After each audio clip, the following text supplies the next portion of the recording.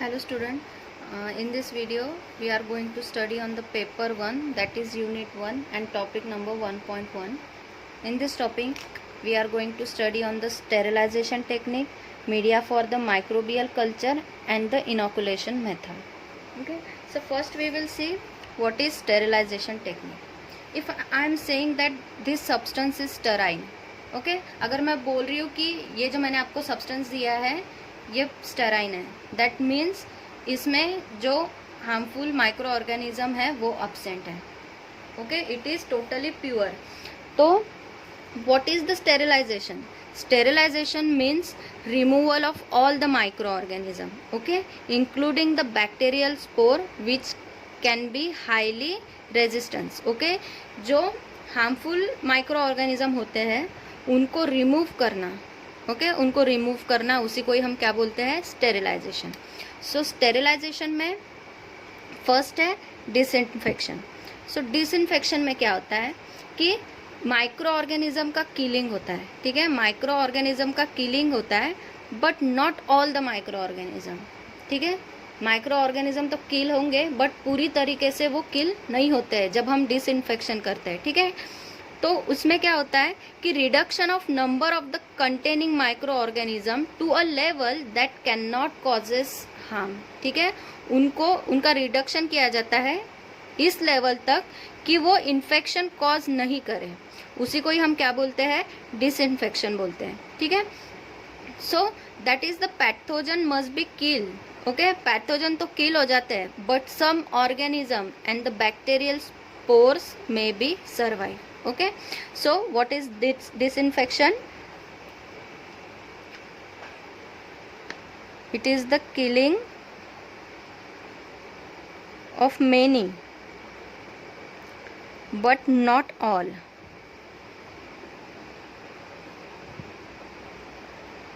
microorganism. Okay, many but not. ठीक है, so कैसे होता है कि reduction, okay, reduction of number of containing organism to a level that can not causes infection. उनको ये लेवल तक किल होता है इसमें डिसइंफेक्शन में कि वो आगे इन्फेक्शन कॉज ना कर सके. So the pathogen must be pathogens must be kill but some may survive. Pathogen तो किल हो जाएंगे लेकिन सम ऑर्गेनिज्म और जो बैक्टीरियल स्पोर्स होते हैं वो पूरी तरीके से किल नहीं हो पाते हैं. So disinfectant are the chemical which should used only on the inanimated object. Okay, only used in the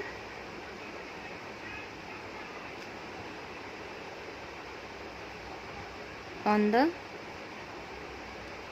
inanimated object. Inanimated object means which is not alive. Okay, which is not alive, जो जिंदा नहीं है, जैसे कि people, animal, plants, ये सब live है. ठीक है, ये जिंदा है.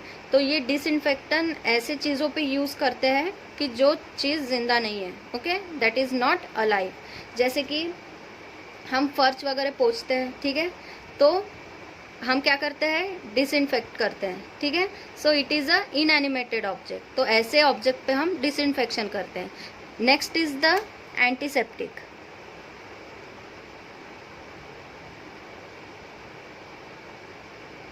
So these antiseptic are the mild form of the disinfection. इसका एकदम माइल्ड फॉर्म है, उसी को ही हम क्या बोलते हैं, antiseptic, which are use externally on the living tissue. किसके ऊपर यूज किया जाता है, एक्सटर्नली, नॉट इंटरनली, इनसाइड से नहीं यूज किया जाता है, आउटसाइड से। जैसे कि अगर हमें हाथ में इंजुरी, हाथ में, पाँव में या फिर बॉडी में कहीं पे भी इंजुरी हो जाती है तो हम एंटीसेप्टिक लगाते हैं, ठीक है। So it is use externally. So the antiseptic, what is antiseptic, antiseptic is a mild form of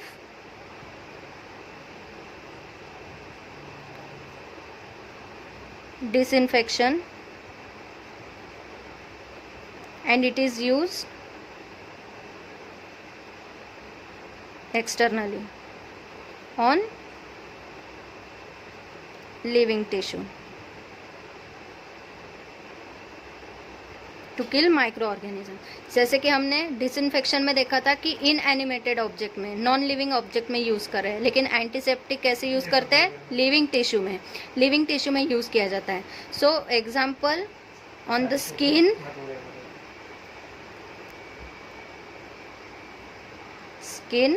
and mucus membrane.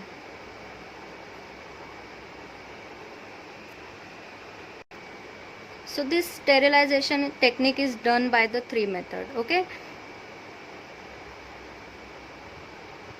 Sterilization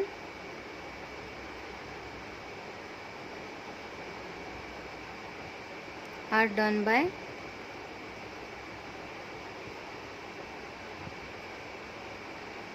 following method.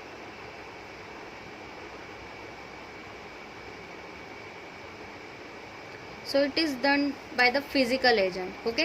Physical agent through इसको किया जाता है। So first is by heating, second is by the radiation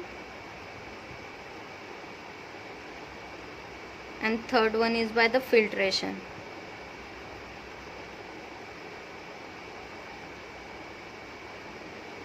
किस method से किया जाता है, 3 method से किया जाता है। By the physical agent, that is the heating, radiation and filtration. अब हम इन मेथड को 1 बाय 1 देखेंगे। सो first one is the heating method. So what is done in the heating method. So heating method में क्या होता है कि ये एक इफेक्टिव और रैपिड मेथड है, ठीक है। स्टेरिलाइजेशन के लिए ये जो हीटिंग मेथड है ये एक इफेक्टिव और रैपिड मेथड है। बट इसमें प्रॉब्लम ये है कि अगर एक्सेसिव हीट करते हैं, अगर बहुत ज़्यादा ओवर हीट कर देते हैं हम, ठीक है, तो क्या हो जाता है कि coagulation of the cell protein, जो सेल प्रोटीन का है वो कोएगुलेशन हो जाता है। अगर हम इसको लेस हीट करते हैं, ठीक है, अगर कम हीट कर रहे हैं तो interference of the metabolic reaction, ठीक है, इंटरफेयर्स हो जाता है। देन ये स्टेरिलाइजेशन को प्रॉपरली करने के लिए इसको क्या किया जाता है कि bye heating above the 100 degree Celsius by the hot air, ठीक है, हॉट एयर पास करके इसको अबव 100 डिग्री, इस टाइप से इसको स्टेरिलाइजेशन किया जाता है। So there are most 2 common method use in the laboratory, okay. First तो है हॉट एयर ओवन और दूसरी मेथड है वो है ऑटोक्लेव, ठीक है। सो हीट मेथड में क्या होता है कि it is the effective and rapid, okay, it is the effective and rapid method and if हम इसको अगर ज़्यादा एक्सेसिव हीट पास कर देते तो क्या होता है, अगर एक्सेसिव हीट कर देते तो क्या हो जाता है, कोएगुलेशन हो जाता है, किस चीज़ का, सेल प्रोटीन का। और अगर लेस हीट देते हैं तो क्या होता है, इंटरफेयर्स ऑफ मेटाबॉलिक रिएक्शन, ठीक है। सो प्रॉपर मेथड क्या है इसकी कि sterilization occur by heating above, ठीक है, प्रॉपर मेथड इसकी क्या है कि हीटिंग अबव 100 डिग्री सेल्सियस, ठीक है, 100 degree Celsius by hot air. So 2 most method है, most common method.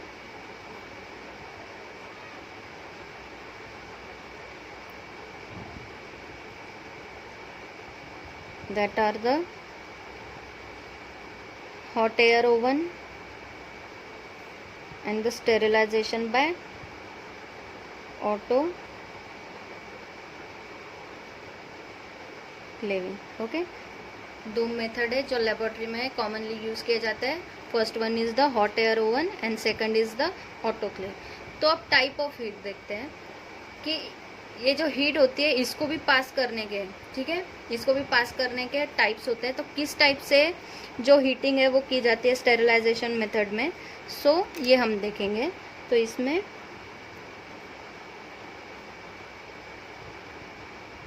Types of heat.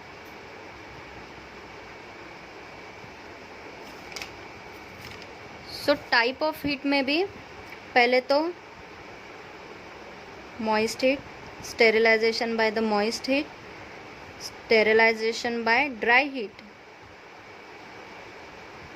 and the sterilization by the hot air. Okay, किस टाइप से हीट की जाती है? पहले तो मॉइस्ट हीट, मॉइस्ट करके कोई भी चीज़ जो सब्सटेंस को हमें स्टेरिलाइज करना है उसको मॉइस्ट हीट के थ्रू स्टेरिलाइज किया जाता है. फिर डायरेक्टली ड्राई एयर पास की जाती है, ठीक है, और नेक्स्ट है डायरेक्टली हॉट एयर में, ठीक है. ये तीन टाइप से हीटिंग स्टेरिलाइजेशन में की जाती है. So first one is the moist heat. Okay, sterilization by the moist heat. तो मॉइस्ट हीट में क्या किया जाता है कि moist heat act by the denaturation and the coagulation of the protein, breakage of the DNA strand and the loss of the functional integrity of the cell membrane. ठीक है, moist heat किस type से किया जाता है? ये कैसे act करती है? By denaturation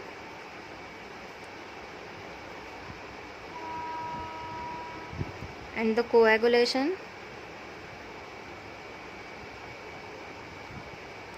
of protein, then the breaking of DNA,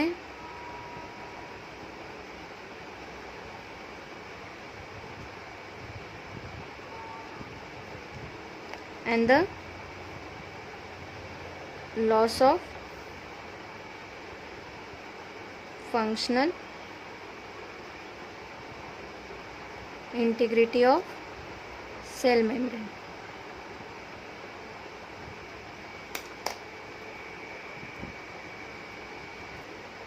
सो ये स्टेरिलाइजेशन में भी मॉइस्ट हीट में इसमें sterilization at 100 degree, sterilization at 100 degree. तो ये मेथड में क्या होता है कि बॉइलिंग करते हैं 100 degree for 30 minutes in the water bath, ठीक है. 30 मिनट्स के लिए 100 डिग्री सेल्सियस पे क्या करते हैं? बॉइल करते हैं, वाटर बाथ करते हैं. इससे क्या हो जाता है कि bacteria and certain types of spore kill हो जाते हैं, which lead to the disinfection. जो डिसइंफेक्शन कॉज करते हैं वैसे बैक्टीरिया और स्पोर्स क्या हो जाते हैं? वो मर जाते हैं. तो एग्जाम्पल कौन से हैं? जैसे कि मेडिकल इंस्ट्रूमेंट, जैसे कि सिरिंज होता है, सर्जिकल इंस्ट्रूमेंट होता है, ठीक है. ये टाइप के जो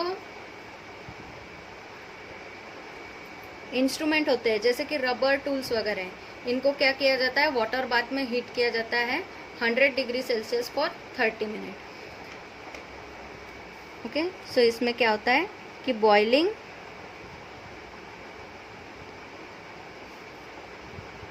eight 100 degree Celsius for 30 minute. 30 minute के लिए 100 डिग्री सेल्सियस पे क्या करते हैं? बॉइल करते हैं in the water bath.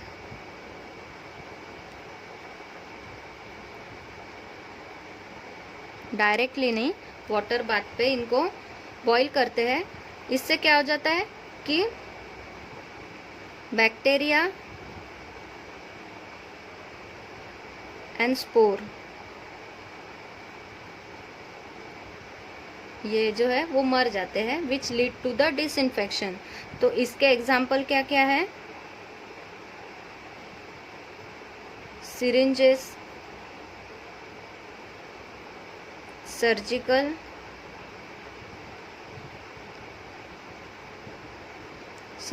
instrument and rubber tools.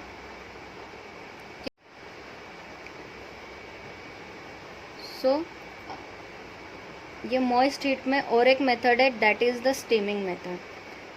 So steaming method it is the most effective method than the dry heat.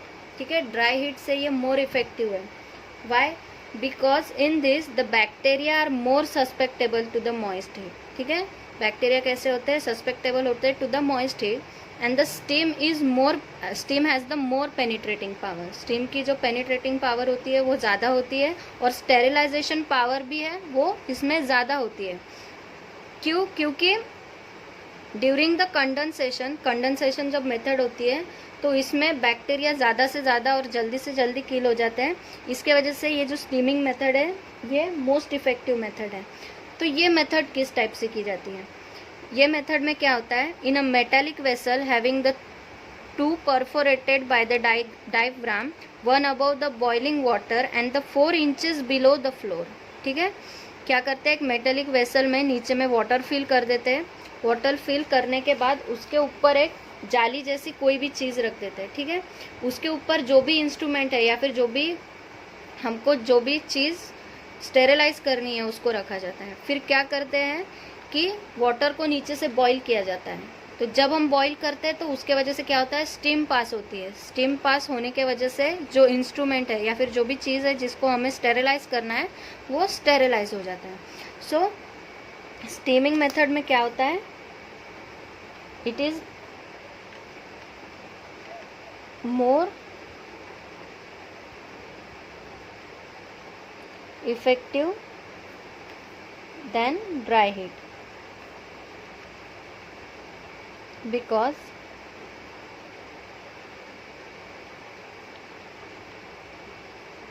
the bacteria are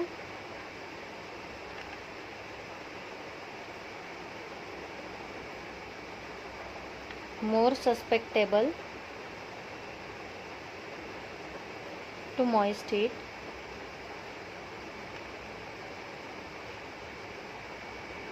ठीक है, and the steam has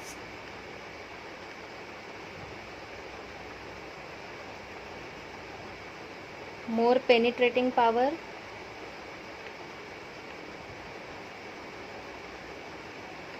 and more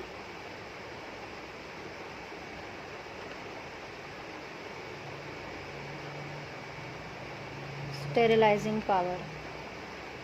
इसमें जो है penetrating power और sterilization power ज़्यादा होती है, इसके वजह से ये ज़्यादा इफ़ेक्टिव है.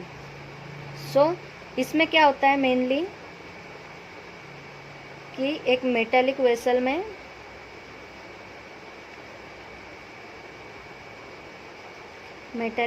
में क्या करते हैं, having a 2 perforated by the diaphragm,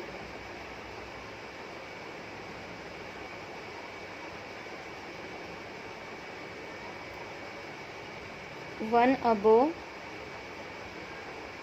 boiling water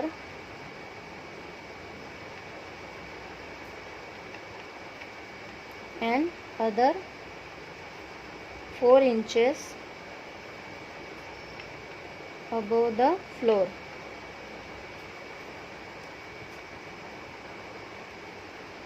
Okay, so the water, इसके वजह से क्या होता है कि वाटर बॉईल होता है. जब हीट पास करते हैं तो वाटर बॉईल होता है एंड द स्टीम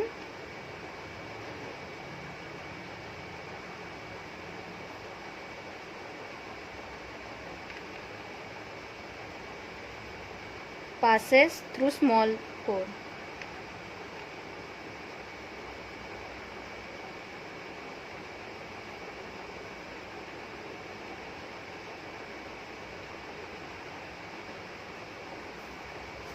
और जो फिर इंस्ट्रूमेंट है या फिर जो भी चीज़ है जिसको हम स्टेरिलाइज करना चाहते हैं वो स्टेरिलाइज हो जाती है. तो इस टाइप से प्रोसेस की जाती है स्टीमिंग में.